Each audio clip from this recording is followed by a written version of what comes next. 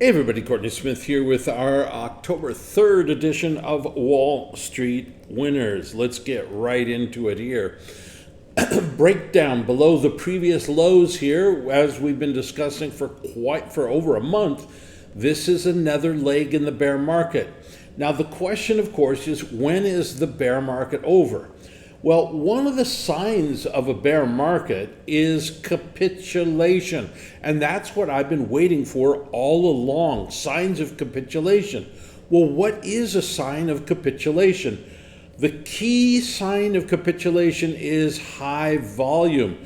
Now look at what we had here on Friday. Market closes on the low, clear bear market. We've been hammering down, some high volume.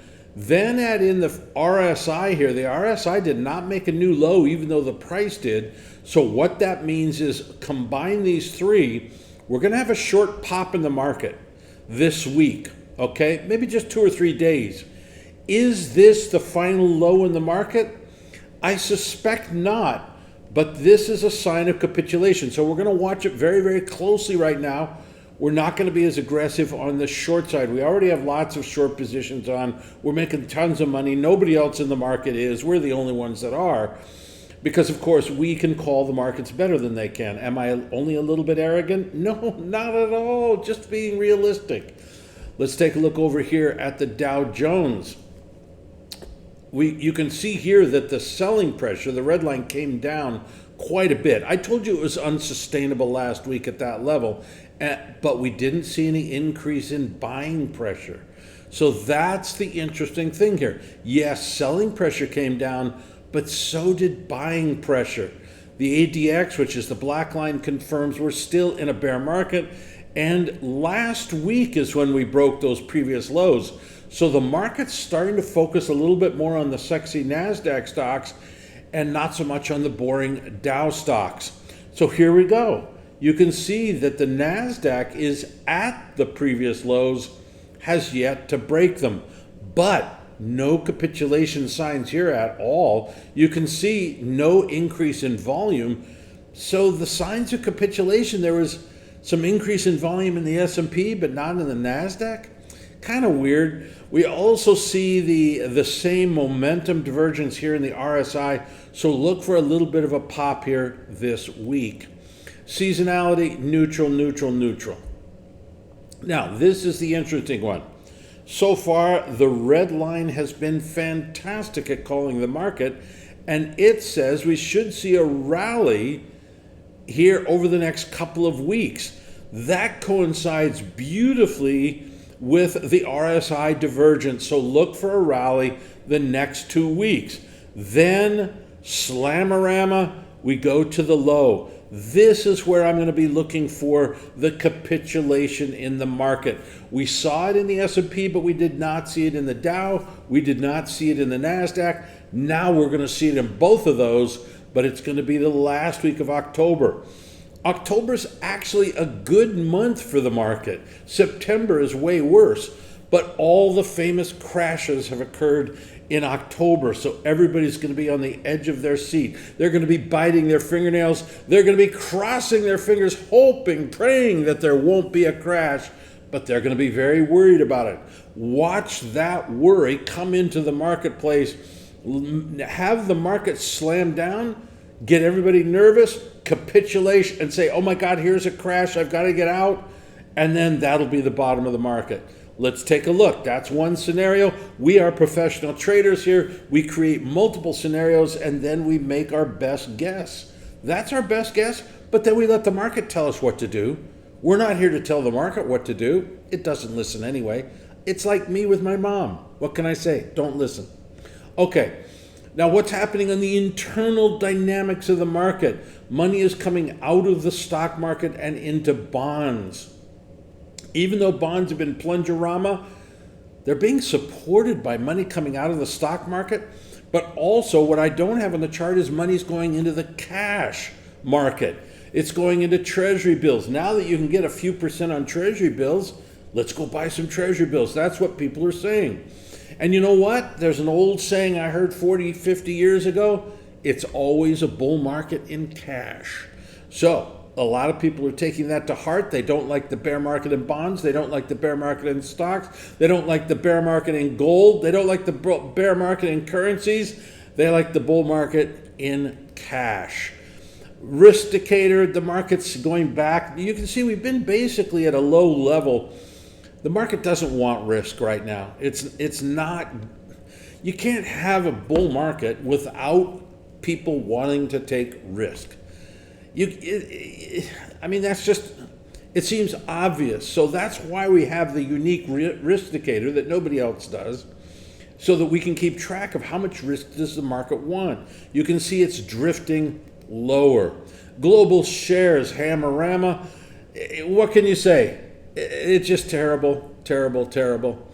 Yield curve bounced up a little bit this last week as the bond market goes down, but short-term interest rates didn't say the same. Take a look in the lower left-hand corner, though. You can see other than the very beginning of the yield curve, it's a negative yield curve all the way out. Recession is still coming. It hasn't even started, really. It started, yes, it started. But it hasn't really hit the hard part yet. We're not seeing the labor market being affected. Why? Because labor market is a lagging indicator of the economy. Hello, Fed. Hello, Fed. So they're managing monetary policy by looking in the rearview mirror of the labor market. Hello, Fed, wake up, wake up. They need to be looking at leading indicators of the stock market, leading indicators of the economy, like we do here at Wall Street Winners. The yield curve leads the market by a year.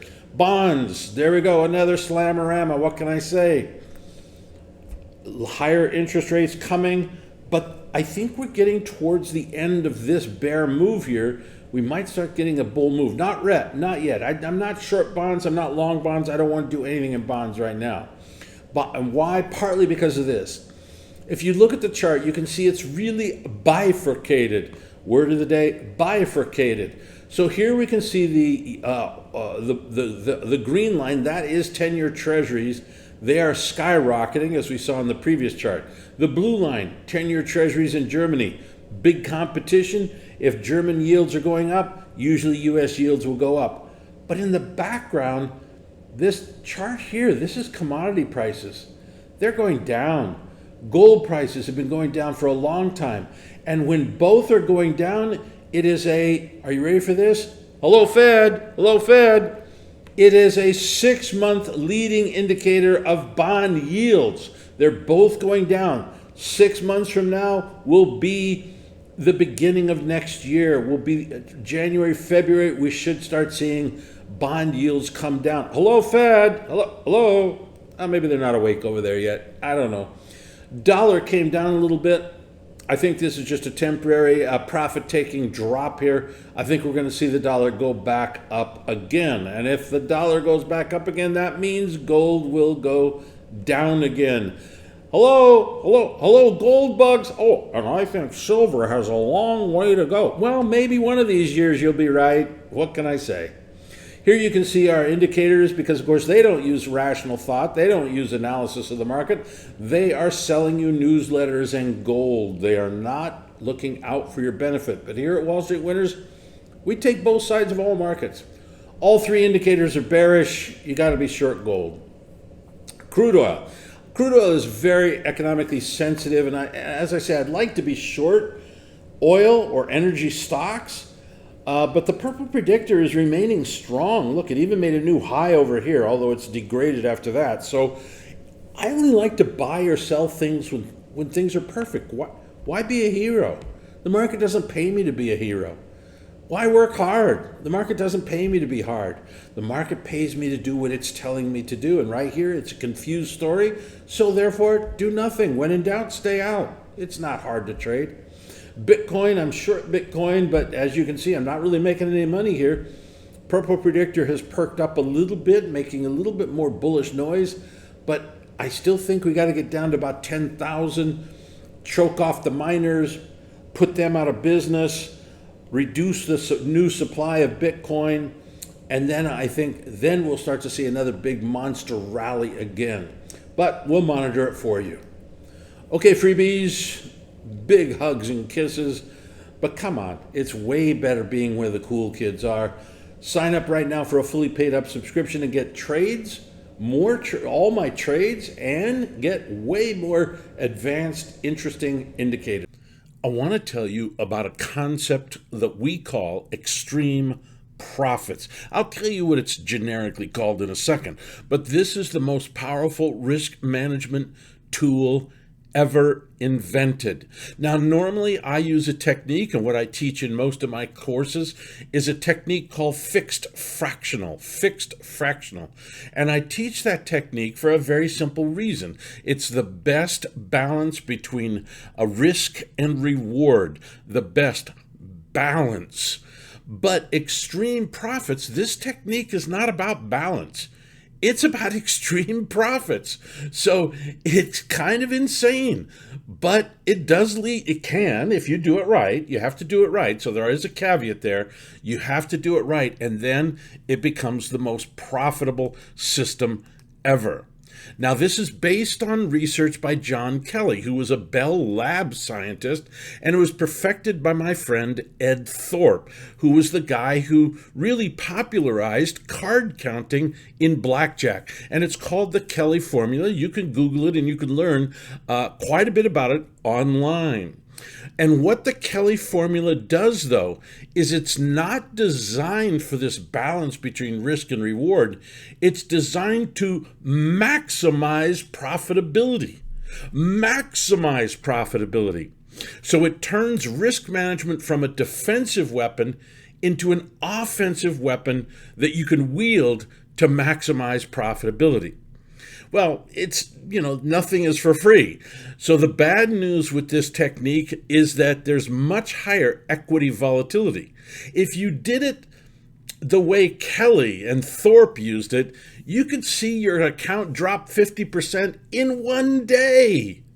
Now, that's not the way I use it. I've completely modified it so that it's far more relaxed. Still higher equity volatility than I'd normally have and what I normally teach, but much less than the way it's taught by John Kelly, Ed Thorpe, etc.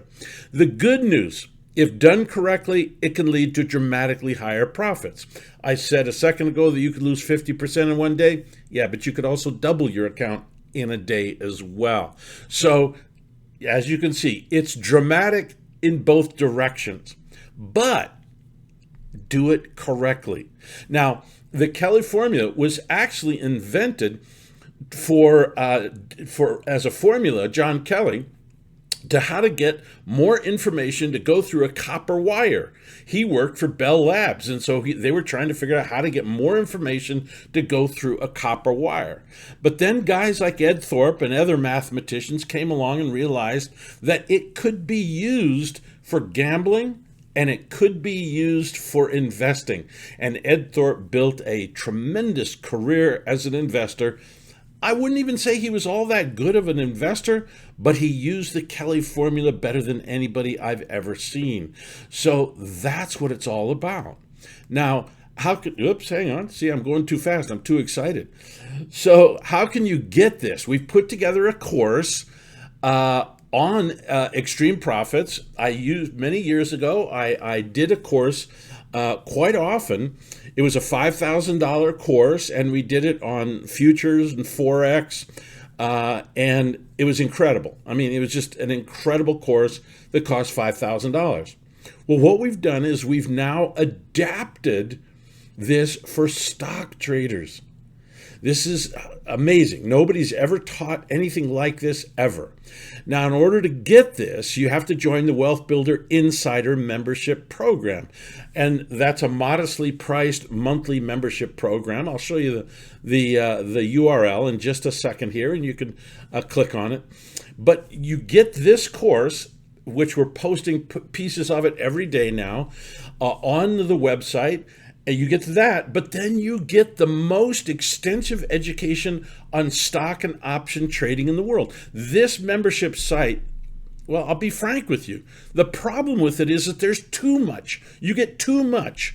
So we even had to add a section on how to actually attack the website, because it's going to teach you asset allocation, stock selection, swing trading, position trading, multiple techniques for stock selection, ETF trading, everything. It's really, quite frankly, a bit overwhelming. So the very first section, which we call the hub, tells you how to attack it in a logical manner, depending on what you're most interested in. And of course, we also have options trading on there as well. And that's all for one low monthly price. This is like getting 10 PhDs for a peanut. So where can you get this? Well, it's pretty simple. You just go to wealthbuilderinsider.com. wealthbuilderinsider.com. You don't need the capitals, but I just made it capital so you can read it easier. But go there, check it out. Remember that what's not on this website here is we've just added our Extreme Profits for Stocks course inside the Wealth Builder Insider. All right, everybody, go there now. I'll see you inside.